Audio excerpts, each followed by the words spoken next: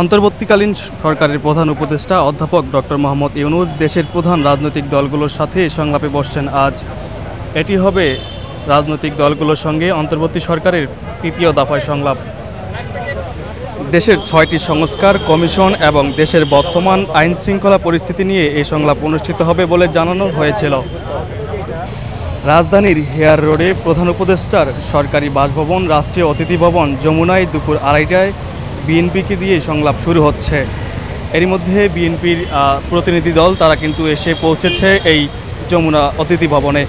সংলাপে আমন্ত্রণ পাওয়া রাজনৈতিক দলের নেতারা জানিয়েছে প্রথমত তারা প্রধান উপদেষ্টার কথা শুনবে এবং এরপর তারা রাষ্ট্র সংস্কার ও নির্বাচনের রোডম্যাপ বিষয়ে সরকারের মনোভাব জানতে চাইবে, এমনটি কিন্তু জানিয়েছে রাজনৈতিক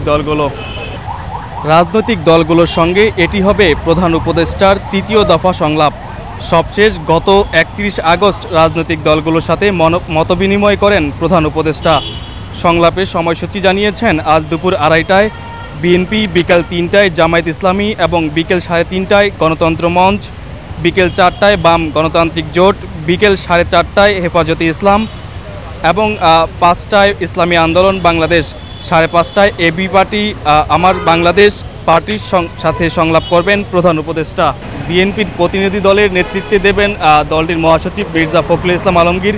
সঙ্গে থাকবেন দলের স্থায়ী কমিটির সদস্যরা, জামায়াতের আমির ডক্টর শফিকুর রহমান এবং বাম গণতান্ত্রিক জোটের সিপিবি বাসদ খালেকুজ্জামান এবং বাসদ মার্ক্সবাদী গণতান্ত্রিক বিপ্লবী পার্টি এবং বিপ্লবী কমিউনিটিস লীগ বাংলাদেশ সমাজতান্ত্রিক পার্টির সমন্বয়ক মাসুদ রানা এবং গণতন্ত্রের মঞ্চের জেএসডি নাগরিক ঐক্য বাংলাদেশের বিপ্লবী ওয়ার্কার্স পার্টি এবং ভাসানী অনুসারী পরিষদ ও রাষ্ট্র সংস্কার আন্দোলন সমন্বয়ক মাহমুদুর রহমান মান্না, ইসলামী আন্দোলন বাংলাদেশের আমির সৈয়দ মোহাম্মদ রেজাউল করিম, হেফাজতে ইসলামের জামিয়াতে উলামায়ে ইসলাম, বাংলাদেশ খেলাফতে মসজিদ এবং খেলাফত মজলিস বাংলাদেশ নেজামি ইসলাম পার্টি, মহাসচিব মাওলানা সাজিদুর রহমান, এবি পার্টির AFM সোলাইমান চৌধুরী নিজ নিজ দলের নেতৃত্ব দেবেন।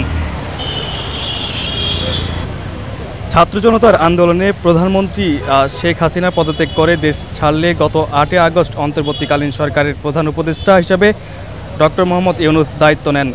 গত ১১ সেপ্টেম্বর জাতির উদ্দেশ্যে ভাষণে মোহাম্মদ ইউনূস ৬টি সংস্কার কমিশন গঠনের কথা জানান।